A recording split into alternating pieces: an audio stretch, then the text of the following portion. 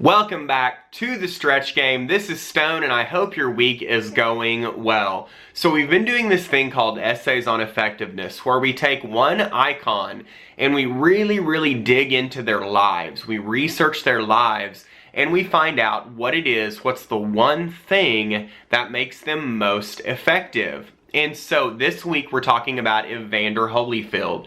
And this is somebody that I honestly just really love as a man and as a human being.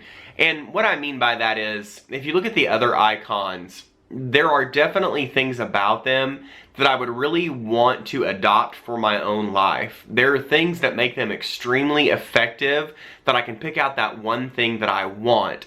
But when I look at Evander Holyfield, I think not only do I want what I feel makes him most effective, but I also feel like his character is a character that's very Christ-like, and it's one that I would want to adopt for my own life. I was in a coffee shop yesterday when I was doing research for this, and I talked to my barista, and he was a 25-year-old male, and I asked him if he had ever heard of Evander Holyfield. Okay, Evander Holyfield is the only five-time heavyweight champion of the world, and he told me that he had never heard of Evander Holyfield. And I asked, have you heard of Mike Tyson? Yes. Have you heard of Muhammad Ali? Yes.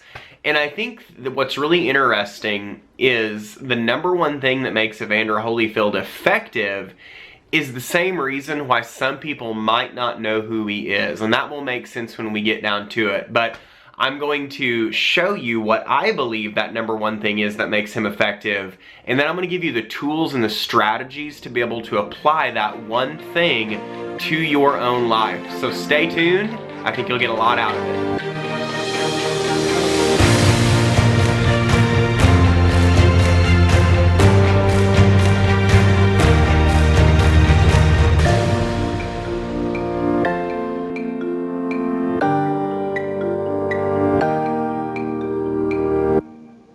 Alright, this is Essays on Effectiveness, Evander Holyfield. And the first story that I want to tell you comes from the 1984 Olympics. Evander Holyfield was a young up-and-comer, and he had made it to the semifinal round, crushing all of his opponents and amazing everyone. In the semifinals round, he's against a boxer from New Zealand, and he's destroying this boxer. Well, at one point in the match, something really controversial happened. They get into this bout, and Evander is just throwing these fists of fury back and forth, and this guy kind of starts to stumble and kind of starts to seem like he's maybe going to lose consciousness just in the blink of an eye. The ref yells stop, and right after the ref yells stop, Evander hits him with a punch to the side of his head, and he drops like a sack of potatoes to the ground. Now, what I had to learn about boxing is that whenever the ref tells you to break it up or to stop, there's usually a couple of seconds of punching that happens after that stop, and the refs know that and they accept that because you have momentum, right? Whenever the ref says stop, it's not like you're in the middle of a punch and he says stop and you just freeze, right? Because there's momentum. And so it's really normal for these punches to go on after that breakup or stop is called for a few seconds. Now, of course, people try to take advantage of that all the time, but it's normal for it to go on for a few seconds. So what happens, this ref yells stop, and Evander Holyfield, literally right after the guy yells stop, hits this guy, and that's the punch that makes him drop like a rock. So the ref goes over to Evander and says, the next time I tell you to stop, you need to stop. And Evander Holyfield simply says, okay, and he's a really soft-spoken guy. Well, right after Evander says okay, he goes over and he says that Evander Holyfield has been disqualified. Now, this is the Olympics. This is the semifinal round. The winner goes on to play for gold. So he gets disqualified, but the class act that Evander Holyfield was, even as a young kid, he goes over to his side. He doesn't say or do anything. You know, he could have gotten mad. He could have yelled back at the ref. He did nothing. And the announcer there at that time said that was when he really first fell in love with Evander Holyfield as a young man, because he showed that kind of restraint and discipline, and he was such a good representative of the United States. The next story I want to tell you comes from the first time Evander Holyfield got the opportunity to fight for the junior heavyweight title. And he was fighting against a seasoned professional. Evander Holyfield was a spring chicken, and people thought he didn't even belong there. The odds were against him. And the guy he was fighting, his last name was Cowie. And Cowie, this guy, was a 5'7", short, stocky guy. I mean, with just tons of power. And so they get into this fight, and he is just brutally taking these hits from Cowie. And Evander Holyfield later says that he prayed, not that he would win the match, but just that he would be able to last the 15 rounds. Lord, just let me last 15 rounds with this guy. And they go back and forth at each other, just pummeling each other. And Evander, which many other men could not do, takes these insane blows from Cowie. And so they end up going 15 rounds. Now, they always count up punches in boxing matches, and Evander had thrown some 1,200 punches over 15 rounds, and the last punches that he threw were just this crazy barrage of fury with force, and then that final bell rings. Now, what's amazing is that when that bell rings, you can tell both boxers are exhausted, and Evander stares Cowie in the eye, and he just shakes his head and pats him on the back.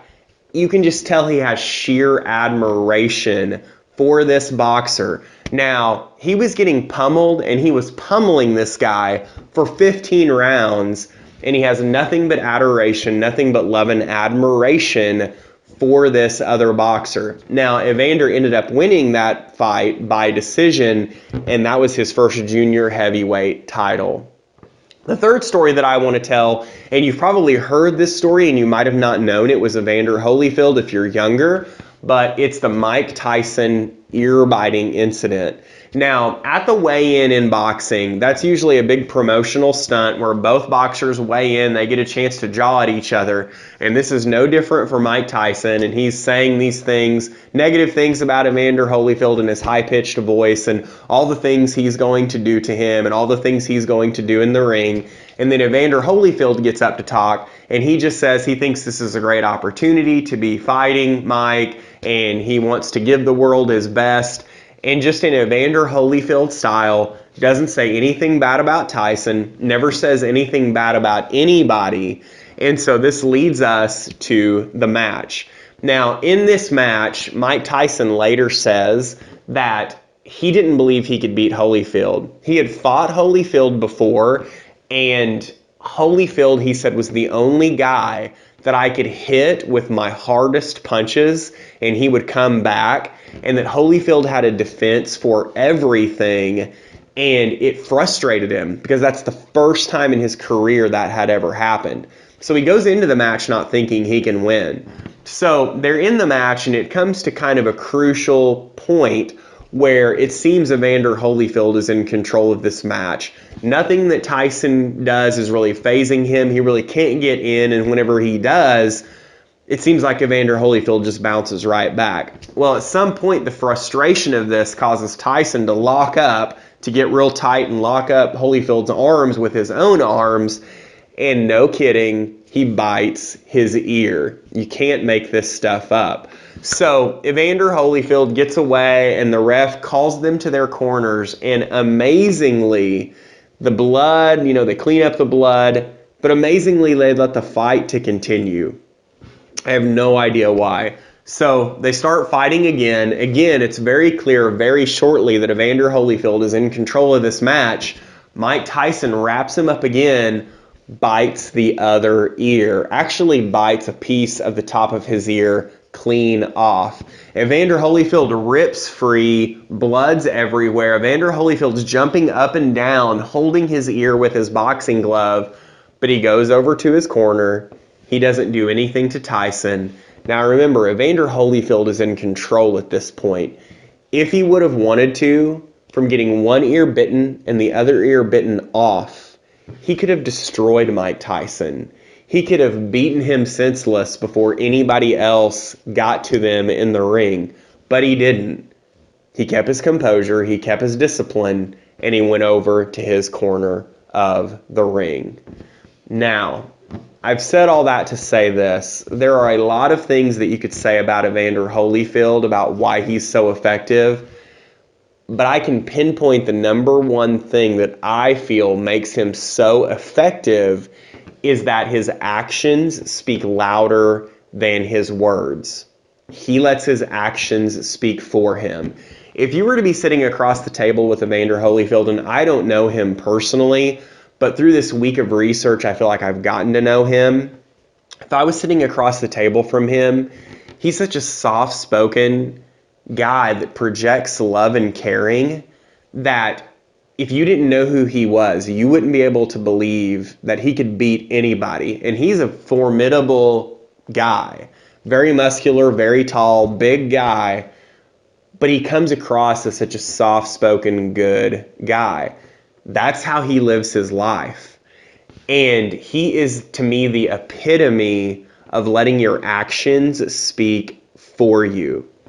And so I have great respect for him for that reason. And like I said in the beginning, not only for the thing that makes him effective, but I have great respect for his character. So how do you apply this to your own life? How do you use this to make yourself more effective? Well, there have been studies done since the 1920s is really when these studies first started on the psychological behavior of setting goals. And they say that if you set a goal, that if you tell everybody about the goal you're wanting to set, that it gives you this feeling that you've already accomplished the goal. Meaning, if you're wanting to lose weight, if you say, I'm going to lose 50 pounds, or you say, I'm going to start a new business, or you say, my wife and I'm going to make it so we have the best marriage anybody's ever had. And you tell somebody that goal, and they're like, wow, okay, that's awesome that you're going to do that. You get a high, you get a feeling that you should only be receiving when you've actually accomplished the goal. You're robbing yourself of fuel that could direct you towards having that feeling when you've actually achieved something. Does that make sense? So how do you use this? And Evander Holyfield, I believe, used this to great degree. No matter what any other boxer said, no matter what anybody else did, he just put in the work. He brought himself to where he was, and he got it done, saying next to nothing. So this is really how you apply this to your life. Dust off that thing, that achievement, that desire that you have that you're wanting to accomplish, but you haven't accomplished. Especially that thing that you're wanting to accomplish that you've told others about and you haven't gotten done. So think about what that is. Whether it's wanting to start a new business, whether it's wanting to run a marathon, whether it's wanting to have a better relationship with your family, whatever that achievement is, whether you want to write a book, whatever it is, think on that thing that you've said you're going to accomplish and that you've told people you're going to accomplish, and make the decision that you're going to reboot. But here's the rule: keep your mouth shut, okay? Don't say anything to anyone for at least the next 7 days. And in the blueprint at thestretchgame.com, I give you a 7-day challenge, but I'm going to go ahead and give that to you now because it goes so well with this idea.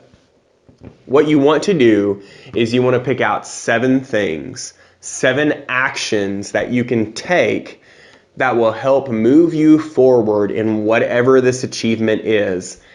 And over the next 7 days, you're going to accomplish at least one of these actions every single day. And you're not going to tell a soul. You're going to get that feeling of accomplishment for yourself, not because you've told someone else about it. And you're going to see what that feeling feels like to do what you said you were going to do, not out here, but to yourself.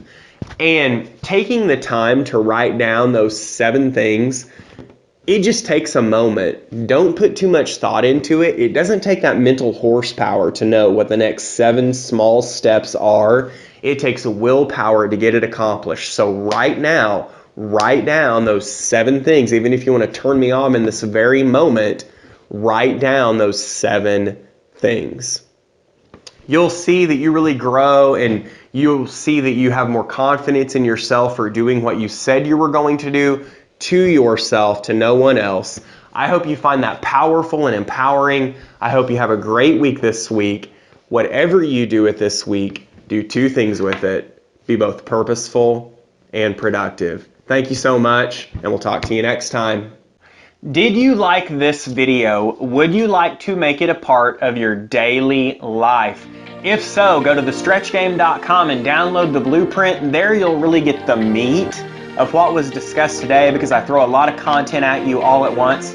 But more importantly, you will get your 7-day challenge. Now, this is the part that makes you a doer, not just a hearer. It allows you to really apply what you've learned to your life and be able to grow, be able to discover deeper purpose and master higher productivity. Also, if you'd like to know what it means to be and become a Christian, you can click Faith, and it will take you through a course where you can learn just that. Take care, my friends.